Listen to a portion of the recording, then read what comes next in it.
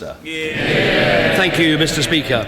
Nelson Mandela was a towering figure in our lifetime, a pivotal figure in the history of South Africa and the world, and it's right that we meet in this Parliament to pay tribute to his character, his achievements and his legacy. It is with sadness that we meet here today to remember Nelson Mandela, but it is with gladness that we can say this.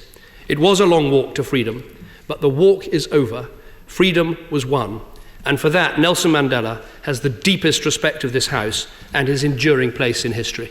Mr. Ed Miliband. Mr. Speaker, today we remember the incomparable life of Nelson Mandela.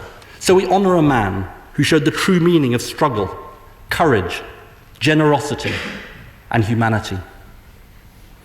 But we gather here in our Parliament, Mr. Speaker, in Britain, also to recognise that the history of our country was bound up with his struggle.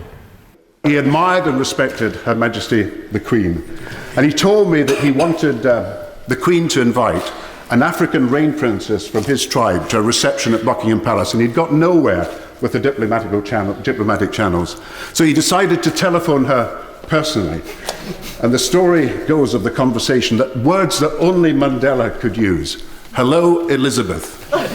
How's the Duke? And while the official minute says that the Queen was non-committal, he got his way.